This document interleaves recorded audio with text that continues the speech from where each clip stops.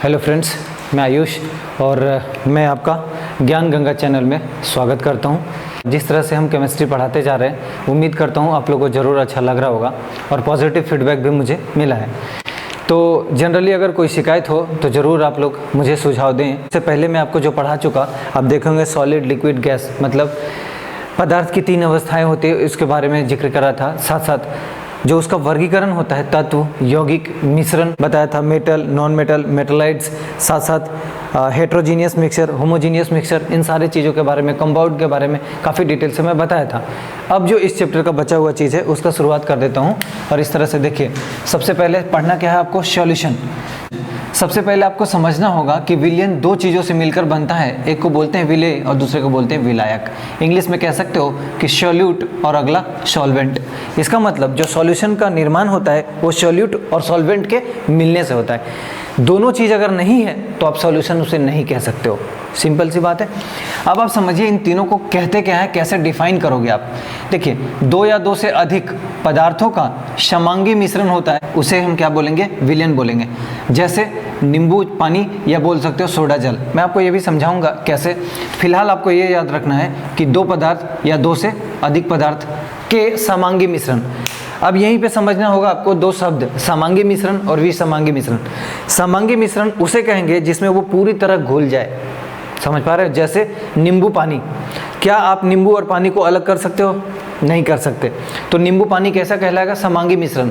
और अगर विसमांगी मिश्रण की बात करूं तो तेल और पानी, क्या उसे अलग कर सकते हो? वो बिल्कुल अलग दिखेगा, लेकिन समांगी मिश्रण कभी अलग नहीं दिखेगा, एक ही टाइप का दिखेगा हर जगह पूरे सॉल्यूशन में।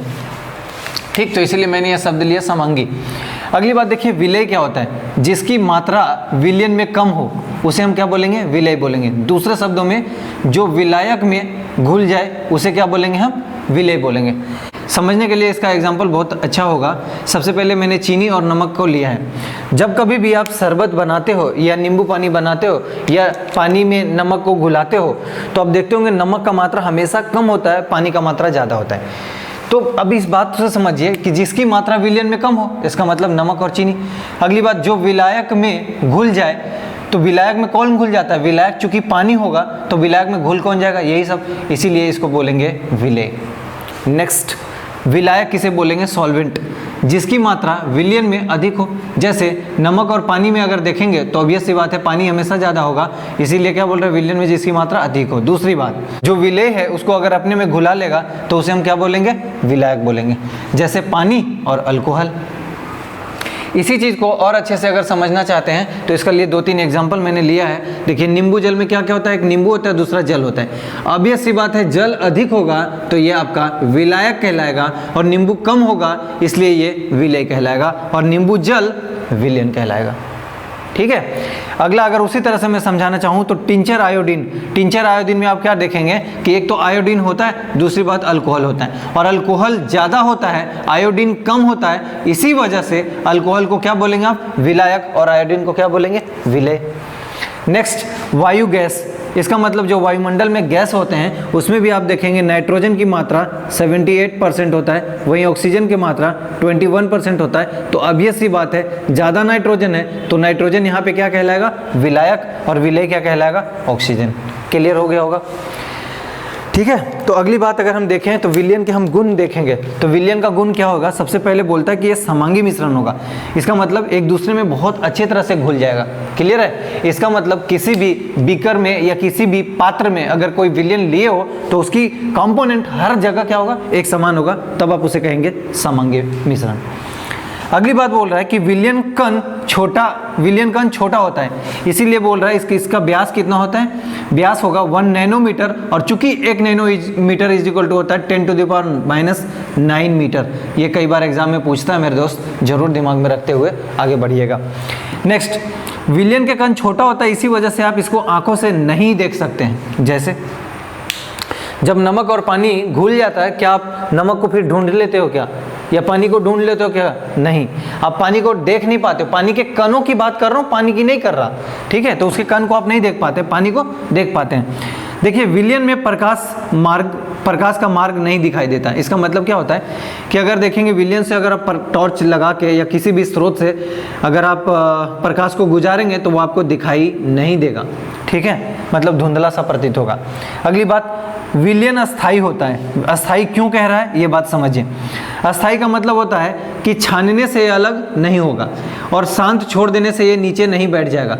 जैसे मैं अगर एक एग्जाम्पल के तौर पे कहूँ तो मान लीजिए ये आपका एक गिलास में क्या था, शरबत है। अगर इस गिलास में शरबत है और अगर आप इसको छानना चाहेंगे एक चाय छन्नी के सहायता से या किसी भी चीज़ से जिसमें देखेंगे बारीक बारीक सा इस तरह का बना होता है, आप इसमें उड़ेल दोगे तो क्या होगा, सारा के सारा नीचे आ जाएगा, कुछ भी यहाँ नहीं बचेगा। समझ पा रहे हैं? अगर कुछ भी नहीं बचेगा तो इसीलिए मैं कह रहा हूँ, या फिर इसको एक दिन तक छोड़ भी दीजिएगा तो आपको लग रहा होगा कुछ नीचे बैठ जाएगा, ऐसा भी नहीं होगा, इसीलिए बोलते हैं इसको अस्थाई। क्या मैं आपको समझा पाया? नेक्स्ट की अगर बात करूं तो वो होगा विलयन की सांद्रता। इसका मतलब कंसंट्रेशन ऑफ सॉल्यूशन। तो कंसंट्रेशन ऑफ सॉल्यूशन में आपको क्या जानना है वो समझिए। विलयन में उपस्थित विलेय पदार्थ की मात्रा के आधार पर इसका वर्गीकरण किया गया है, इसका विभाजन किया गया है कि किसी भी विलयन में विलेय पदार्थ कितना है और कैसा है। तो सबसे पहले मैं क्या बोल रहा हूँ, संतृप्त विलयन, सैचुरेटेड, असंतृप्त विलयन मतलब अनसैचुरेटेड और अति संतृप्त विलयन। ठीक, ये 3 तरह से मैंने डिवाइड किया। देखिए एकदम सिंपल सी भाषा में अगर मैं समझाऊं तो इसमें क्या बोल रहा है कि विलायक विलेय की और अधिक मात्रा नहीं घोल सकता। इसका मतलब अगर आपने शरबत बनाया चीनी और पानी मिला के, तो अब चीनी एक समय आते आते घुलना बंद हो जाएगा। जहाँ तक सही तरह से घुलता चला गया, अब उस जगह को बोलोगे सैचुरेटेड हो गया, मतलब संतुष्टि का स्तर है। तो यहाँ पे क्या बोल रहे हो, अब और नहीं, इसीलिए मैंने लिखा अब नहीं, अब और नहीं। नेक्स्ट में अगर आप देखेंगे तो असंतृप्त में क्या होगा, कम चीनी डाला हुआ है, इसका मतलब और डिमांड करेगा शुगर का। यदि एक विलयन में विलेय पदार्थ की मात्रा संतृप्तता से कम हो, मतलब जितना सैचुरेटेड पॉइंट था उससे कम है, इसीलिए इसको असंतृप्त कहेंगे। इसका मतलब और चाहिए, तो मैंने क्या लिखा, और ज़्यादा, मतलब चाहिए। नेक्स्ट क्या लिखा, अति संतृप्त, इसका मतलब ज़रूरत से आप ज़्यादा दे चुके हो। तो यहाँ पे क्या होगा, अब और नहीं चाहिए वाला बात होगा। इसका मतलब यदि विलयन में विलेय पदार्थ की मात्रा संतृप्तता से अधिक हो, इसीलिए बोल रहा है और अब अधिक हो गया, मैंने सिंबल बनाया ना, अधिक हो गया। सीधा सीधा इन 3 शब्दों को अगर आप दिमाग में रखेंगे एक एक लाइन का, तो आपको ये तीनों क्लियर हो जाएगा। ठीक है, नेक्स्ट देखिएगा तो विलयन की सांद्रता दर्शाने की विधि, मैंने 2 विधि को ऑप्ट किया है आपके सामने। पहला है विलयन का द्रव्यमान प्रतिशत में। तो देखिए द्रव्यमान प्रतिशत होगा तो यहाँ भी द्रव्यमान और यहाँ भी द्रव्यमान। विलेय पदार्थ का द्रव्यमान, विलेय क्या होगा, जो सॉल्यूशन में कम मात्रा में होगा, बटे विलयन का द्रव्यमान गुना 100 कर लोगे तो आराम से ये चीज़ आप फाइंड आउट कर सकते हैं। दूसरी बात, विलयन का आयतन की अगर बात करेगा तो आपसे हमेशा क्या करना चाहिए, विलेय पदार्थ की मात्रा जो ऊपर भी पढ़े लेकिन नीचे क्या होगा, ये आयतन होगा, ये डिफरेंस है, गुना 100 इसमें भी होगा। एक न्यूमेरिकल आपके सामने मैं ऑप्ट किया हूँ। एक विलयन के 350 ग्राम विलायक जल में 40 ग्राम साधारण नमक विलेय है। इसका मतलब आपके सामने विलेय कितना है, या फिर विलेय का द्रव्यमान अगर कोई कहे तो कितना है दोस्त, ये 40 ग्राम है। ज़्यादा अच्छा होता अलग पेन से लिखना, ठीक है। तो आप क्या बोलेंगे, विलेय 40 ग्राम है और विलयन के इतना ग्राम विलायक। इसका मतलब आप अगर विलायक दिया हुआ है और अगर आप विलयन निकालना चाहोगे तो क्या लिखोगे, विलेय प्लस विलायक, और चूंकि विलायक कितना है, इतना है, तो विलयन क्या हो जाएगा, 320 प्लस 40 360। क्या निकालना है, तो विलयन की सांद्रता, द्रव्यमान है ना दोनों, ये भी द्रव्यमान है और ये भी द्रव्यमान है। पहले वाले फार्मूले में मैं पुट कर दूंगा तो सीधे आ जाएगा कितना, 40 डिवाइडेड बाई 360 इंटू 100, 009 11,9991, लगभग 11.1%। ये होगा आपका आंसर। ठीक है, अगली बात समझिए, निलंबन और कोलाइडल दोनों एग्जाम का हिस्सा बहुत बार बना है, बहुत इंपॉर्टेंट है ये। तो आपको एकदम आसान भाषा में आपको दोनों चीज़ समझाने की कोशिश करता हूँ। पहली बात बोल रहा है विषमांगी मिश्रण होता है ये। विषमांगी मिश्रण का मतलब हर जगह समान मात्रा में नहीं हो सकता। ठीक है, अगली बात, विलेय पदार्थ का कण नहीं घुलते हैं। इसका मतलब हर जगह समान नहीं होगा, इसका मतलब विलेय पदार्थ के कण नहीं घुलते हैं। एक सीधा सा एग्जांपल ले लीजिए, गंदा पानी, मतलब मान लीजिए पानी में मैंने मिट्टी को मिला दिया और अगर आप मिट्टी को मिला के घुला दोगे तो ऐसे में क्या होगा, वो हमेशा विसमांगी मिश्रण कहलाएगा, क्योंकि समांगी होने के लिए आराम से घुल जाए और यूनिफॉर्म एक जैसा दिखे। आप थोड़ी देर बाद देखेंगे कि मिट्टी धीरे धीरे बैठ रहा है और पानी ऊपर प्रतीत होगा आपको, है ना। तो क्या बोल रहा हूँ, विसमांगी होगा। दूसरा, विलेय पदार्थ का कण नहीं घुलता है। क्या मिट्टी पानी में घुल गया? आंसर होगा नहीं। तो यही तो मैं कह रहा हूँ। नेक्स्ट चीज, एग्जाम्पल, गंदा पानी और वायु में धुआं। कभी भी वायु में धुआं नहीं घुल सकता, वो अलग ही एक लेयर बना के उड़ता रहता है, जाता रहता है कहीं और। अगली बात, इसका गुण की बात करूं तो सीधा सीधा आप आंखों से इसे देख सकते हैं, बिल्कुल देखते होंगे कि मिट्टी का कण बैठा हुआ है, ठीक है, नजर आता है आपको। अगली बात बोल रहे हैं, इसके कण प्रकाश की किरणों को फैलाता है, क्योंकि इसके कण थोड़ा बड़ा होता है, इस वजह से उसका स्कैटर कर देता है, फैला देता है। अस्थायी होता है ये। क्यों अस्थायी होगा? क्योंकि ये सांस छोड़ देने से नीचे बैठ जाते हैं। इसका मतलब मैं क्या कह रहा हूँ कि अगर आप मिट्टी को घुला दी हो तो थोड़ी देर बाद अगर आप छोड़ दोगे तो मिट्टी इधर और आपको पानी ऊपर नजर आएगा। क्लियर? क्योंकि मिट्टी की डेंसिटी अत्यधिक होती है, इस वजह से ये नीचे जाएगा और पानी ऊपर ही रह जाएगा। फिर से कहता हूँ कि अस्थायी क्यों होगा? अगर अस्थायी तब कहता जब इसका पूरा घुल जाता, तो ये अस्थायी होगा क्योंकि सांस छोड़ देने पे इसका जो भी कण होगा वो नीचे बैठ जाएगा।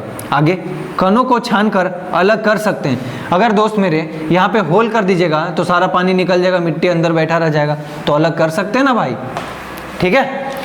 नेक्स्ट पार्ट की अगर मैं बात करूँ तो ये होगा कोलाइडल, ठीक है। तो कोलाइडल अगर आपको सीखना है तो कोलाइडल के लिए क्या करना है, कोलाइडल मतलब इंग्लिश में भी इसको वही बोलते हैं, कोलाइडल सॉल्यूशन।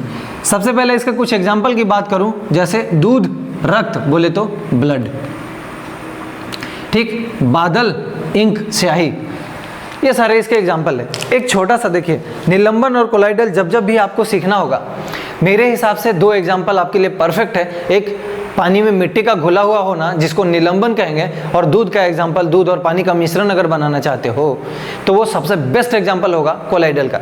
अगर ये दो एग्जांपल आपको याद रहेगा और इन दोनों में अगर कंपैरिजन करेंगे, इजीली आप जरूर याद रख पाएंगे, ये मैं उम्मीद करता हूँ आपसे। तो पहली बात, कोलाइडल में क्या बोलेंगे, ये अपारदर्शी या अर्धपारदर्शी होता है। क्या दूध और पानी का मिक्सचर से अगर आप देखना चाहोगे, आप देख पाओगे? नहीं देख पाओगे। इसीलिए कैसा है, अर्धपारदर्शी तब होगा जब उसमें दूध की मात्रा कम और पानी ज्यादा होगा, लेकिन अपारदर्शी तब होगा जब खाटी प्योर दूध होगा, देसी एकदम, ठीक है। नेक्स्ट चीज क्या कह रहा हूं, ये अस्थायी होगा। अस्थायी क्यों होगा? क्योंकि आप अगर इसमें दूध और पानी मिलाए हो तो ये कभी भी नीचे नहीं बैठेगा, समझ पा रहे, ये नीचे नहीं बैठेगा, बल्कि यूनिफॉर्म अमाउंट में वो हर जगह विराजमान रहेगा।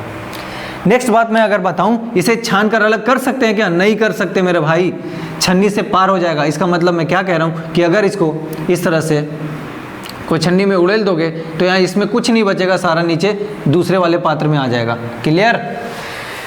नेक्स्ट चीज देखिए, इसे आंखों से नहीं देख सकते। इसका मतलब इसके कण को आंखों से नहीं देख सकते, क्योंकि दूध के कण को कभी आपने देखा है क्या? नहीं। पानी के कण को आपने देखा है क्या? नहीं। आपने दूध को देखा है और पानी को देखा है, किसी के कण को नहीं देखा है, समझ रहे, किसी का कण आपने नहीं देखा है, ठीक। कुछ विधि है जिससे कुछ मिश्रण को अलग करते हैं, वो मैं आपको एक बार समझा लूं। देखिए, मिश्रण को अलग कैसे करेंगे दोस्त, एक बात समझिए, अगर विसमांगी मिश्रण है तब तो आप हाथ से चुनकर अलग कर लेंगे, ठीक। कैसे? मान लीजिए कि चावल में कुछ कंकड़ होता है, तो आप देखेंगे महिलाएं गाँव में या घरों में उसको बीन लेती है, या कुछ काला काला अगर चावल में रहता है उसको बीन लेती है, वो कहलाता है विसमांगी मिश्रण। किंतु अगर समांगी मिश्रण है तो थोड़ा परेशानी आपका बढ़ जाएगा। मैं क्या बोल रहा हूँ, यदि समांगी मिश्रण है तो जाहिर सी बात है थोड़ी परेशानी बढ़ जाती है। ऐसे में उसको कैसे हम डिफरेंस करेंगे, कैसे अलग करेंगे, उसको मैं बताने की कोशिश करूंगा। पहली बात बता रहा हूँ, अपकेंद्रीय विधि। अपकेंद्रीय विधि का मतलब देखिए, आपको पढ़ाया फिजिक्स में सेंट्रीपिटल और सेंट्रीफ्यूगल, तो यहाँ पे मैं सेंट्रीफ्यूगल की बात करूंगा। सेंट्रीफ्यूगल आप देखे होंगे, जैसे उस दिन भी मैं आपको समझा ही रहा था कि इस तरह से दूध से जब मक्खन निकालने की बारी आती है, एक बार ऐसे एक बार ऐसे आता है, समझ पा रहे हैं इस रोटेशन को। तो इसी तरह से अगर आप देखेंगे, वॉशिंग मशीन एक बार यू रोटेट करता है क्लॉकवाइज, फिर दूसरी बार एंटी क्लॉकवाइज। इसी तरह से दूध से क्रीम भी निकाला जाता है इस प्रोसेस से, और इसी तरह से वॉशिंग मशीन भी काम करता है। साथ साथ ब्लड टेस्ट और यूरिन टेस्ट जब कराते हो तो इसी तरीके से वो भी काम आता है अपकेंद्रीय विधि से। क्लियर? अगली बात, घनत्व अंतर विधि। इसका क्या मतलब हुआ, यदि किसी पदार्थ में या किसी मिश्रण में दो पदार्थ मिला हुआ है जिसका डेंसिटी का डिफरेंस ज़्यादा है, तो ऐसे में आप देखेंगे दो लेयर बन जाएगा, जैसे तेल का और पानी का। पानी का डेंसिटी ज़्यादा होने के कारण वो नीचे बैठ जाएगा, और चूंकि ऑयल का डेंसिटी कम है इसलिए वो ऊपर फ्लोट करेगा। क्लियर है? तो इस विधि से आप आराम से उसको अलग कर लेंगे, दो अघुलनशील द्रवों के मिश्रण को अलग कर सकते हैं, एग्जाम्पल के लिए पानी और तेल। अगली है सब्लिमेशन विधि या ऊर्ध्वपातन। आपको बताया था कि ऊर्ध्वपातन में जैसे कपूर अपने आप उड़ जाएगा, अमोनियम क्लोराइड उस दिन एग्जाम्पल दे रहा था, कुछ देर छोड़ देंगे गायब हो जाएगा, ठीक है, या फिर उसको हीट करेंगे वो गायब हो जाएगा।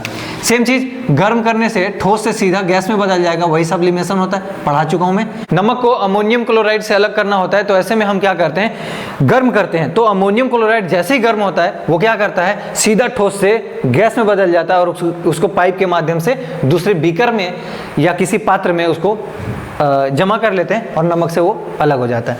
सेम चीज देखेंगे आसवन के साथ। आसवन में क्या होता है, दो पदार्थों की यदि बॉइलिंग पॉइंट, इसका मतलब होता है क्वथनांक, ठीक है, अगर उनका क्वथनांक अलग अलग होगा या बॉइलिंग पॉइंट अलग अलग होगा तो उसको हम डिस्टिलेशन विधि से अलग कर लेंगे। ये क्वेश्चन बहुत आता है, आसवन विधि आपके दिमाग में बिल्कुल रहना चाहिए। प्रभाजी आसवन विधि का मतलब, इसको बोलते हैं फ्रैक्शनल डिस्टिलेशन मेथड, ठीक है। इसमें क्या करते हैं ना कि दो पदार्थों के बॉइलिंग पॉइंट में अंतर कितना, 25 केल्विन का बोल रहे हैं, ठीक है। 25 केल्विन का अगर डिफरेंस होगा तो कर लेंगे। एग्जांपल के लिए आप देखते होंगे पेट्रोलियम प्रोडक्ट, जब पेट्रोलियम को फ्रैक्शनल डिस्टिलेशन किया जाता है तो आप देखते होंगे जो लिप्स में यूज करते हैं हम लोग वैक्स, वो भी बनता है वहाँ पे। अलग अलग जो प्रसाधन सामग्रियाँ होती है, आप सजावटी सामग्रियाँ, वो भी पेट्रोलियम के अवशेष ही होते हैं। साथ साथ अंतिम क्रिस्टलीय विधि, क्रिस्टलीय विधि में क्या करते हैं, प्योर साल्ट बनाते हैं। जनरली आप देखेंगे समुद्री जल जो होता है, उस समुद्री जल से हम क्या करते हैं कि जब नमक बनाते हैं तो वो अशुद्ध होता है, प्योर नहीं होता, किंतु उसे प्योर फॉर्म में लाने के लिए हम क्रिस्टलीय विधि का यूज करते हैं और प्योर साल्ट में उसको कन्वर्ट कराते हैं। क्लियर है? तो इस तरह से ये सेकेंड चैप्टर मेरे तरफ से समाप्त होता है। और अगर आप लोग को वीडियोज पसंद आ रहे होंगे, प्लीज़ दोस्तों को फॉरवर्ड जरूर करें, शेयर जरूर करें। हम और हमारी टीम काफ़ी मेहनत करते हैं आप तक इस तरह की गुणवत्तापूर्ण वीडियोज पहुंचाने के लिए, तो जाहिर सी बात है उम्मीद हमेशा करूंगा कि आप मेरी मदद करेंगे। और एक बात, जो नए चैनल में जुड़े हैं वो आप देख सकते हैं, आप जाइए डिस्क्रिप्शन बॉक्स को चेक कीजिए, सारे सब्जेक्ट का मैंने वहाँ पे लिंक दे दिया है। जैसे ज्योग्राफी पढ़ाया हूँ, पॉलिटी पढ़ाया हूँ, केमिस्ट्री पढ़ा रहा हूँ, फिजिक्स पढ़ा चुका हूँ, और एक नया सेक्शन जो स्टार्ट किया हूँ आज, वो था इतिहास। तो इतिहास की बेसिक समझ के लिए वो ज़रूर देखें, उसके बाद मैं कैरी करूँगा आगे, ठीक है। धन्यवाद।